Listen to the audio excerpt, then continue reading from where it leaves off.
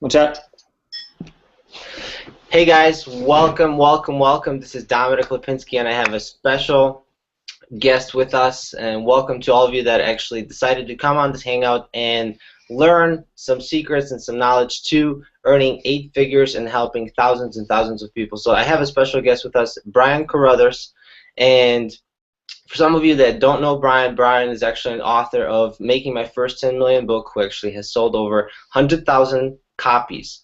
Also a 7-figure annual earner, and on the internet he also brands himself as the foster mentor, helping a lot of young entrepreneurs, and also an author of a new book that's just releasing, Building an Empire. It's a complete blueprint to building a massive organization. So Brian, welcome to this hangout.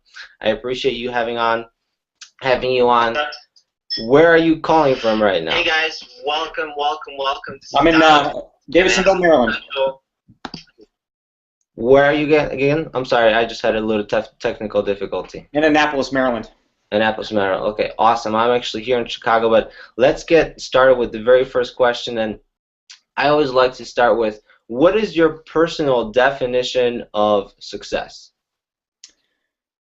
Well, success, unfortunately, for a lot of people, is a lot of different things. I personally look at it as, manifestation of a worthy goal.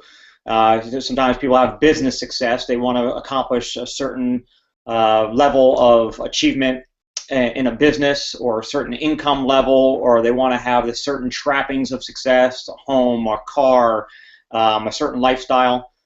For me, I was in my early 20s. I was chasing success in a big way, but then when I wound up in the network marketing industry, I wound up, and also getting into personal development. I realized that success is kind of narrow and it's a little bit more selfish. I wanted to actually chase significance, and I learned that significance is not just succeeding yourself, but it's helping a lot of others to achieve success. So your legacy is not just what you did, but what you helped others to do too. Awesome. I love that. I love that.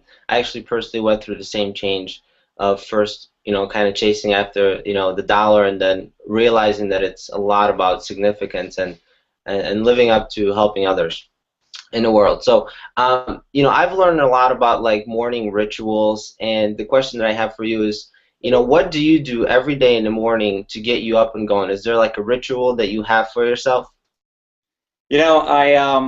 I do and I don't.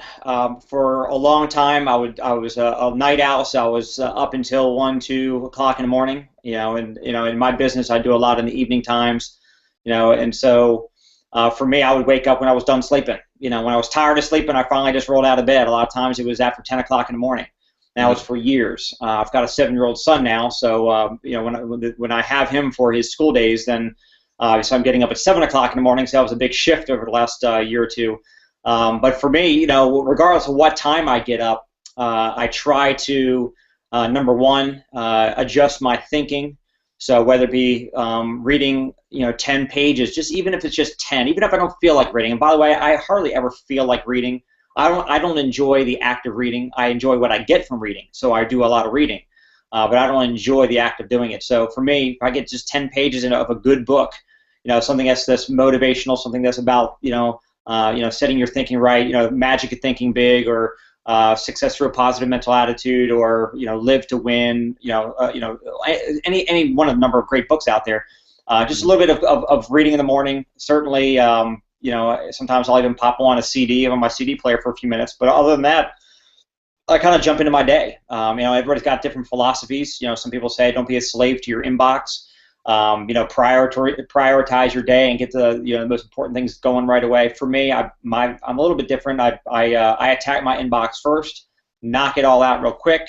Attack my voicemail box, return any phone calls that are important. If they're not important, I'll get to them later on when I've got some time, and I just jump into my day. Awesome. Well, I know what you feel in terms of, you don't do reading because you enjoy reading, but you enjoy what the reading gives you for the rest of the day. And I remember Jim Rohn actually was the one that said that a lot of people start their day in a neutral or in a reverse, because they turn on the news and unfortunately get a lot of that negative stuff to start their day with. But So I know the importance of mindset, and I wanted to ask you, what are some of the activities that you do whenever, let's say, you're not feeling at 100% with your mindset, starting your day right. So what do you do to bring yourself back to the desired state of mind? There's always going to be hiccups and challenges. I mean, obstacles are always thrown in front of us every day, and it's basically how we respond to them. They're always going to happen. So for me, I always just remind myself. I surround myself, and you can't really see my home office here, but I've got pictures on the wall, things that are important and motivational to me. Hmm. So if I'm ever having a hard time, I'll look up. I'll look at a picture of my son. I'll look up and look at a picture of the Turks and Caicos property in the islands that I bought. Me standing on the beach. I just put myself in a little bit of a different space. Whether I'm talking to a prospect that stone cold rejects me, or whether I've got somebody on my team that quits, or whether something in my personal life throws one of those zingers at me. You know what? I just remind myself that I can't control a lot of the things externally. The only thing I can control is how I react to them or respond actually to them. So thoughts are things, and we can control our thoughts a lot better than we actually realize we can. So I'm always trying to readjust and keep positive and just focus. I went through a divorce 3 years ago, and I've gone through things where my brother had heart attacks, my father had heart surgeries, and all these things were going on. And for me, through all those hardships, I still always reminded myself to focus on what I can control. And one of the things I've always been able to control is my business Hmm. and my business activity. So when I have something hard going on in my life, I'll just jump right on into my business, and I'll just focus like a laser on it. And it's something I'm passionate about. Obviously, that's why I'm doing it. It's profitable. I've got goals that I'm running after, so it's something that allows me to focus on something that's going to allow the other stuff to kind of figure out its place in my life. Awesome, beautiful.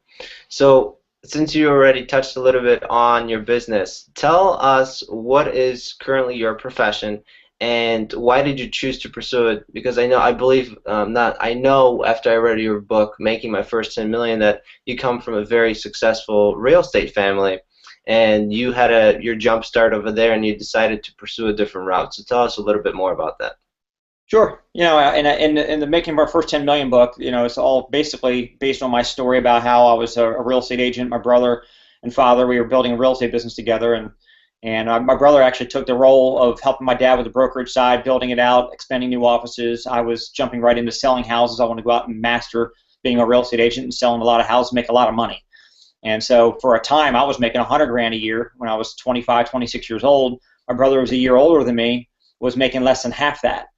So I was always teasing him and ribbing him about how much more money I was making and why he was wasting his time and not doing what I was doing. Well, as the years progressed, the leverage kicked in, and he was able to start generating a very significant income, over $1 million a year. For me, I was always going to be living sale to sale, check to check, and as we say in real estate, you're only as good as your next sale. You wake up every single morning unemployed. And until another real estate agent came into my office one day, and I was trying to hire him to come work for our real estate company, he starts telling me about this network marketing opportunity and about leverage and about residual income. I understood leverage because we had that in real estate, at least the family business did, but I didn't have any residuals. And residual basically means, and by the way, I ask people all the time, do you understand what residual income is? And most people say, yeah, I do. I say, well, do you have any? They say, no. I said, you don't get it then, because if you did, you go through a brick wall in order to get some. And so for me, I didn't have any. And once I finally understood what it was, I said, I got to get me some of that. And so I actually got involved in network marketing, and I spent 4.5 years in a couple different businesses that didn't really generate results, but I learned a lot. I made maybe $1,000 my biggest month after 4.5 years. It was a little bit daunting to think, all right, well, when's it going to turn on for me? But wound up finding the right company, the right fit for me, and it just exploded because in this.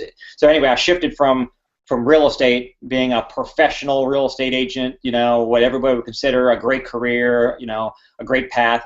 Unfortunately, a lot of people don't realize that some of the people that used to work for my dad in his real estate company in the 70s and 80s in 2014 are still selling real estate today on the same treadmill. Their hair is a different color. They got more wrinkles in their face. They're no better off today than they were years ago because they're still living sale to sale, check to check. And now with me, 15 years later, after I left real estate to pursue my network marketing business, I've made over $15 million from home. with no employees, no overhead, no insurance, no leasehold improvements, no boss, no commute, no stress. I mean, it's a completely different lifestyle. And I tell everybody, I don't care if you do the network marketing business that I'm in, you're in, or whatever. And people just got to find a network marketing business they can do on the side from whatever they're doing right now. It'd be the smartest move they can ever make. Absolutely, absolutely. So how was that shift from real estate to network marketing? Would you say it was easy to accomplish? Are there any tips that you could give to inspire and motivate others? It's nothing worthwhile is ever easy. You know, people make a mistake, and I've made a mistake many years for saying, "Oh, this is an easy business." The challenge is, if it is easy, it's also easy to do. It's also easy not to do. It's a simple business from the standpoint of, all we're doing is marketing a product or a service and finding others to do the same thing. It's probably a little easier for me because I watched my father recruit every day into his real estate company looking for real estate agents. So I understood recruiting and why to do it. So for me, network marketing was a natural thing, but I still had to go through the growth curve like everybody else. 90 out of 100 people you talk to are going to say no, they're not interested. Of the 10 that say, hey, I want to do this, 80 or 90% of them will be done and quit in the first year. So, there's no easy shortcut. I always tell people that at the counter of success, you got to be willing to pay full retail. There's no shortcut or discount. Any tip I would give somebody is just find a good mentor that's already figured out what doesn't work and has also figured out what does work. And the term "figure out" means that it's never been done before. So we don't have to worry about figuring anything out because it's already been done before. We just need to learn what's already been proven. So that's the beautiful thing about this. You're not figuring anything out. You're just finding the right opportunity that suits your personality and what your values are and what you're excited about. From there, find the person that can teach you, and you can just learn and get through that growth curve as fast as you can. Awesome. I love that line that you just used, that you have to pay a retail price for success. There's no discounts. Love it. I'm going to have, thankfully this hangout is recorded.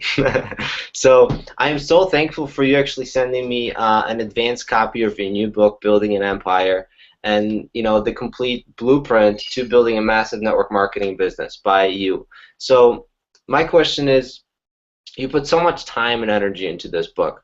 What were you looking to accomplish by writing this book? First of all, when I've been in network marketing now for 19 years, part full-time, part-time, and then part of it was full-time, 15 years full-time. And as you can see behind me, I mean, this is my home office, so I got a huge library of books. Some are about this profession, some are all kinds of personal development, other books. I don't do much really fiction at all, but there's no book that I've ever had in the palm of my hand for me to actually read as a reference guide, as a go-to for all the topics that we need to learn in this business. And so there's a lot of good books. Trust me, there's tons of good books that will cover this topic or that topic or maybe a handful of topics. But for me, I looked at my team that I've been working on building, for the last 15 years. It's now well over 300,000 people all over U.S. and Canada that are distributors on the team. And I can't be there all the time with them. As a matter of fact, I'm rarely there with them. Sometimes I'll get on a conference call. Sometimes they come to the national convention. There's 15,000 people, and they can hear me talk for an hour there. But I wanted to be able to take everything that I've learned from the thousands of meetings I've done, from the thousands of conference calls and CDs I listened to, and the books I've read, and the people I've mentored under, all that information for the last 19 years. I mean, tens of thousands of hours. How can I download that into every person that's joining my team so they have the same chance to win? Because you have to have the same access to the same information if you want to have the same kind of success. And there was no book out there like that. So it was just basically filling a void, in my opinion. If somebody else wrote it, I would be just as excited about it. Well, probably almost as excited about it as if I wrote one myself. I'd be getting everybody on my team to go read that book. It was going to help my team learn what that author learned. Unfortunately, many authors out there, sadly to say, never really did it themselves. They learned it. A lot of times people complain about, college professors. If you're so good at business, why are you teaching business in college instead of running a business yourself? In network marketing, I didn't want to just learn from some author that went to some meetings and wrote down what they were hearing other people talking about and say, hey, I'm the guru. The fact that, and I guess one of the things that I think hopefully people will recognize is that, I've been doing this business 15 years full time. I'm still doing it. When we get off this hangout, I'll be doing it today. I'm still doing the same thing today I was 15 years ago. I have not left the trenches. I do everything that's required to. I mean, literally this year, I'm going to go. I'm treating it like I'm starting from scratch. I'm going to go to a 7-figure annual income again. I'm already at 7 figures, but I'm going to go out and build it again this year, the same way I've already built the first time around. So because I'm in the trenches and know how to do it, if I can just take that, put it in a book, and give it to all my team, they all can learn from the same thing. But it's not just limited to my team. Obviously, it's generic, so it's for anybody in any network marketing company. Absolutely. Absolutely, yeah. I mean, I am 70 pages in, and, I'm taking a lot of notes, and there's, I'm bookmarking anything that I can and taking side notes, and I've already gained so much value just from the 70 pages that I've read, and there's 250 plus pages, so I can't wait to finish this book. And so for the network marketers, I'm sorry, what was it? There's 104 chapters. So if you think, some books have, 5 topics, 10 topics. I mean, this is like every topic you can possibly think of that you would encounter in a network marketing business. There's 104 things that are explained in that book. That's why this is gonna be a thing. Once you get through the book, like a lot of folks, I've been talking with a lot of the biggest leaders and legends in network marketing. These people that have made tens of millions of dollars. Some of them own their own network marketing companies, and they're talking about with me, getting big orders placed because they want to push down this book down through their entire organization and make it their book of the month this coming month. But also they want to have their team reading it every quarter, so they can keep on going back and reading it. And a year from now, the same people that read it today, a year from now, they're going to read it in a completely different place because they've experienced more experiences in their business, and it's going to resonate with them a year, 2 years, 5 years from now, where some things right now are going over their head a little bit. So. Absolutely. And repetition is the mother of learning, as we all know. Can't just read a book one time. So for all the network marketers that we have out there listening, what do you believe makes someone have that special edge success in network marketing? Special edge. When I would consider maybe the it factor, somebody, the person that's going to make it to the top of a business like this, first of all, the 3 ingredients you got to have in this or in anything. You got to have a burning desire, a white hot burning desire that you just want to win. You want to achieve massive success. If you don't have that burning desire, it ain't going to work. Number 2, you got to be, you got to be coachable. I don't care who you are. You can be Tiger Woods, you can be Peyton Manning. I don't care who you are. You got coaches. And if you ever feel like you're good enough or too good for a coach anymore, that's when look, in life and in business, you're either growing or you're dying. You're getting ripe or you're getting rotten. And so you have to be coachable, and you have to remain coachable. And then thirdly, you got the burning desire and you're coachable. You got to be number 3. You got to be willing to work. And my work ethic, most people that know me, who have watched me doing what I do for the last 15 years, have all said that I've got some of the best work ethic that they've ever seen.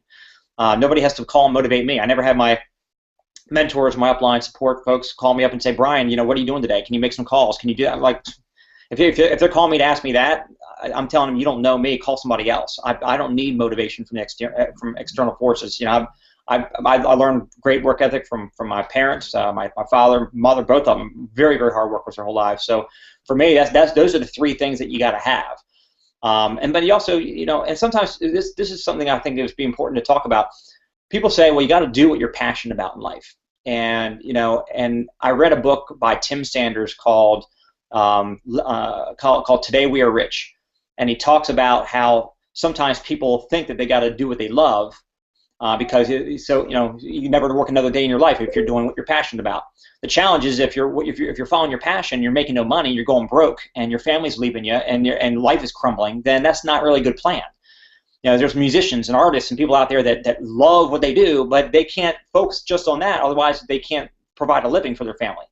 So what he talked about, sometimes you got to have your passion and your purpose could be 2 different things. Now, your passion could be music or surfing or art, but your purpose needs to be providing for your family, paying the bills, and building a business. And sometimes they're separate, and it's okay.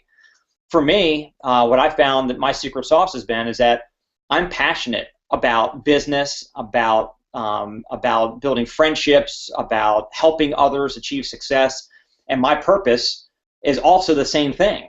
So for me, my work is my ministry. I don't have to stop. I don't have to put my work down to have fun. I love what I do.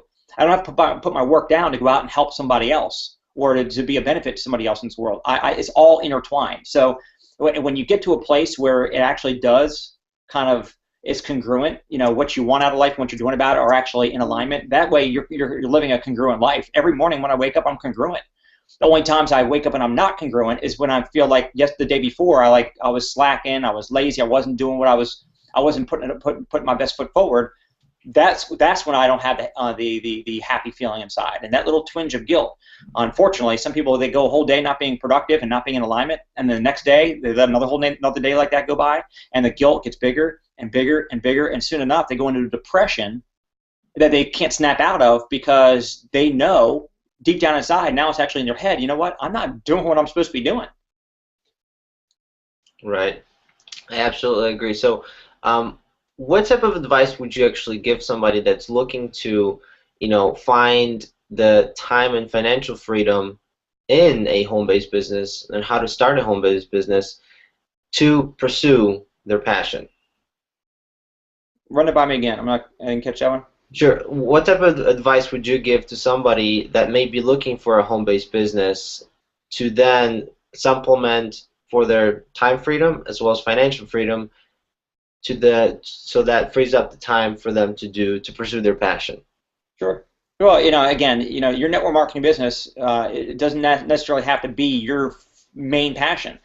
There's a lot of people that maybe they're musicians or artists, like I said, and that's not really going to be, you're not going to do much with network marketing about that, but network marketing can fund that opportunity. So, for example, I have a friend of mine that I met here in Maryland. She was a great musician, great singer. She was a beautiful singer. And she wanted to get out of working at a gym full-time selling gym memberships because that's what she had to do to make money. But she had no time for singing. So she actually got into the network marketing business with me because she wanted to be able to make enough money to get out of the gym to be able to be at home or in a studio more. And so she's accomplished that goal.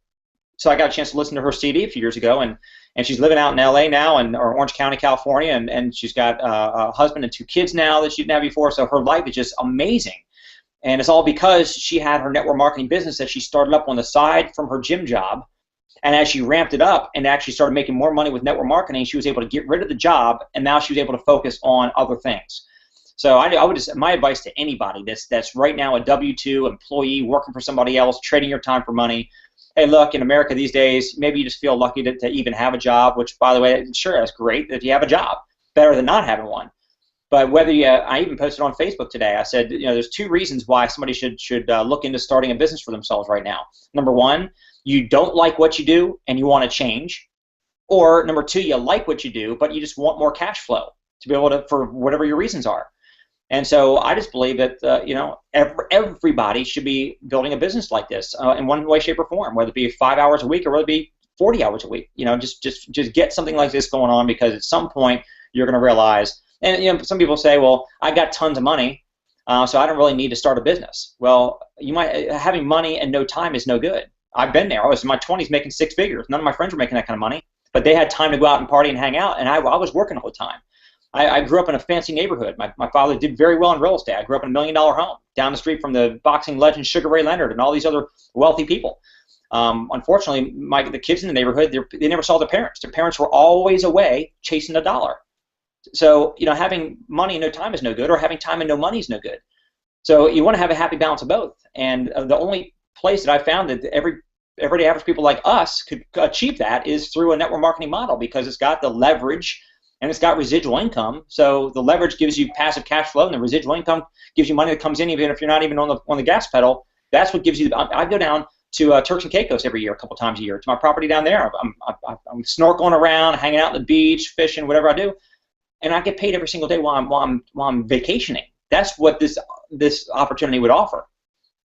Awesome. Well, I think our audience now understands the importance of finding a home-based business. Now, are there key components based on almost your 20 years of experience? Are there a few key components that somebody looking to pick a network marketing business they should pay attention to while making their decision which company they should go with? Sure. I personally am not keen on startups, and I'm not saying don't do one. It's like saying don't buy an IPO. You just never know. For me, I would prefer a blue chip. Something that's safe, something that's solid, that's predictable. Because again, if it's going to be my livelihood, or if it's going to be something I want to bank on, 10, 20 years from now to pay that residual income check to me, I want to be able to put my head on my pillow at night, knowing that my check and my company will still be there in the morning. I don't want to be involved in something that's going to cause me to kind of lay awake at night worrying. So, Right. find a strong company with strong track record, 5 years or more. Again, this is not gospel. This is just my opinion. Find the leadership of the company needs to be solid. Have a background in the industry, knows what they're doing. You need to find a product that resonates with you. That's not laden with like tons of competition. If you can get that product everywhere else, similar ingredients or similar pricing or whatever, then competition. Take a look at the competitive nature. And it needs to be something that's recurring. I don't really, I wouldn't put myself into a one-time sale that only paid you once. There's no residual in that. You might have a team if you have a downline team that's going out there and doing a lot of one-time sales, you can get passive override income from that. But that's not residual income. That's passive overrides. I want passive overrides and residuals, which means that you sign up that customer one time, as long as they continue to buy or keep purchasing that product or service over and over and over again, that's what's going to be the passive residual income. So make sure it's got the kind of compensation that you're looking for. And I think lastly, I always tell everybody that I want to find a void in the marketplace that's waiting to be filled, that's not already handled. Steve Jobs became an icon because he actually turned our dumb phones into smartphones with the iPhone. There might be other phones that were out there that were trying to go that route, but he changed the way we communicate. With this device. I don't care if you've got a Samsung or an Apple iPhone or whatever you got, but understand that before this was introduced, there was a void there that got filled, and now you got the richest or the most valuable company in the world, which is Apple now. I don't want any of us to be. We need to dream, but we don't need to be dreamers. None of us are probably going to go out and become a Steve Jobs, but we can be in our own little world. In my little bubble of what I do, I'm changing, a part of this country with what I do, and so I think people just need to find something that really resonates with them, with those other factors involved as well. Awesome. Great content. Thank you. So let's switch the gears a little bit and talk about how do you find balance in your life to, spend the time with the family, to spend the time for your personal, whether vacation or, personal development or whatever it is that you choose to personally pursue, hobbies. I asked I had a mentor, Paul J. Meyer, who a lot of people may not have heard of before, but if you've been around personal development for a long time, you certainly will have known him. He's known as a grandfather to the whole personal development industry, authored and sold over $2 billion of his own books and audio programs worldwide.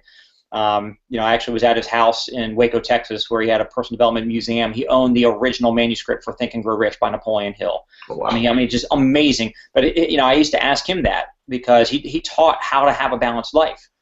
But he also shared that you actually sometimes will get unbalanced and will need to get a little bit unbalanced or a lot unbalanced. For me, I was lacking balance at the beginning days of building my network marketing business. And so for people that are just looking to just make it a convenience business, success is not found in convenience. You got to be willing to give up to go up. You got to make sacrifices. So I sacrificed some family time, some friend time, and all that to be able to build my business so that later on I can have a lot more balance. So I was willing to be uncomfortable for a while so I could be massively comfortable later on. That's called the slight edge effect. It's called the compound effect. And so, right now, if you're looking to be comfortable and build a successful business, you're not thinking right. It's not going to happen. That's what we call dreamers. We want people that have work ethic and have realistic expectations to go out and follow that dream and make it happen.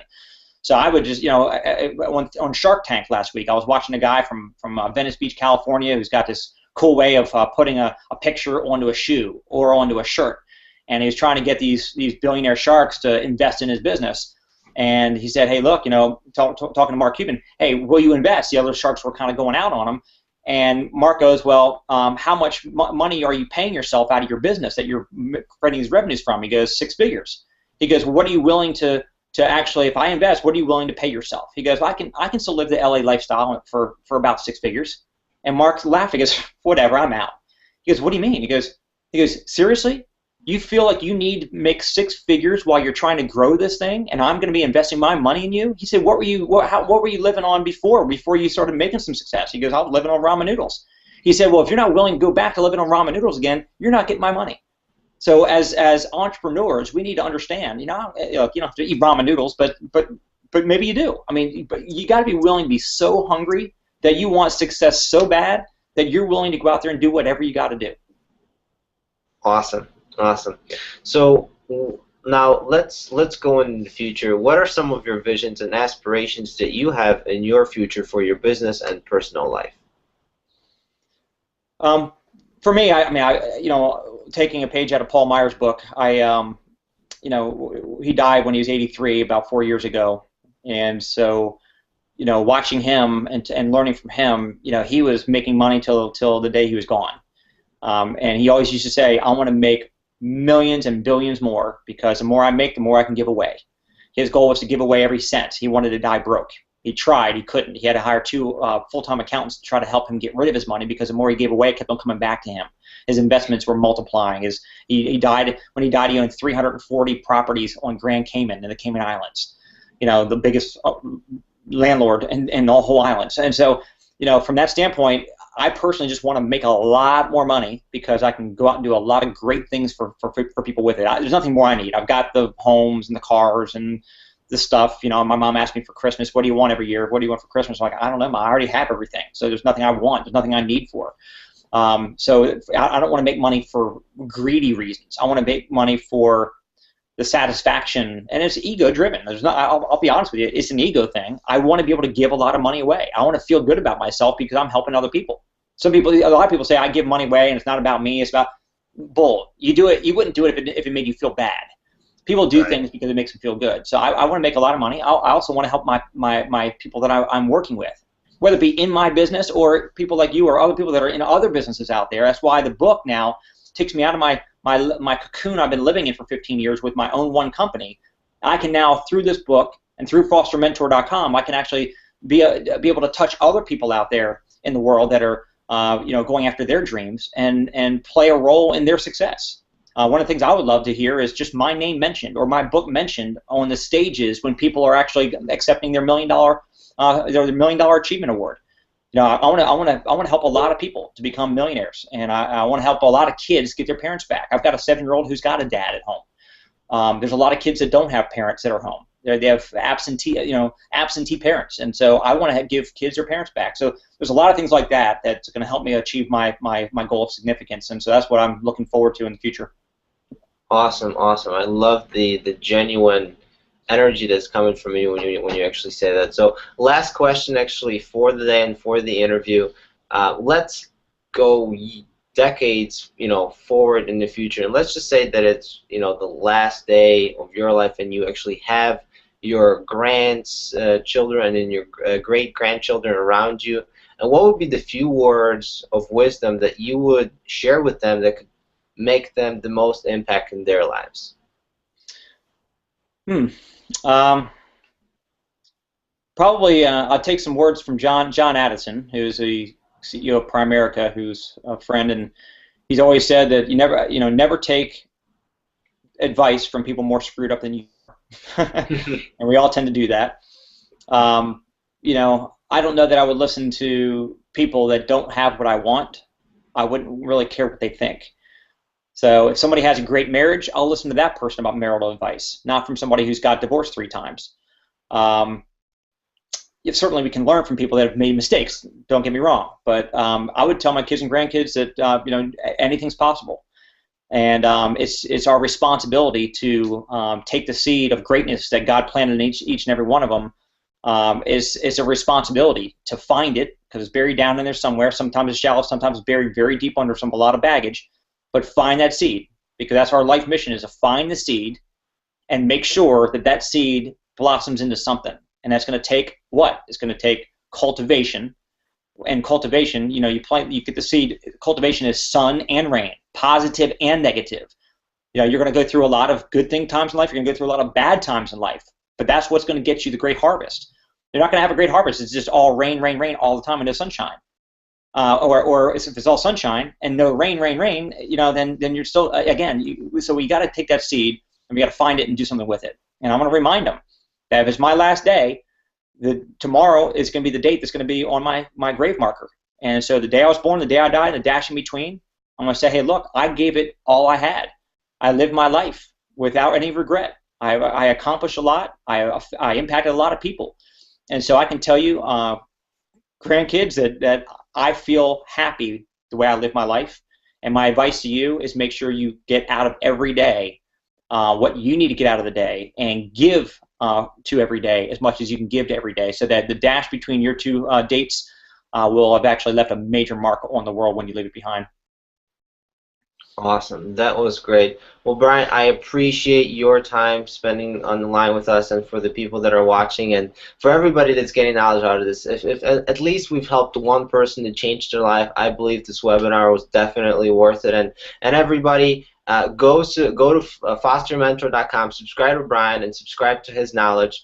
Also, go to buildinganemempirebook.com to get this wonderful book, and not only learn how to build a massive organization in your network marketing business, but how to free your life, how to get more time and financial freedom in your life to do the things you're passionate about.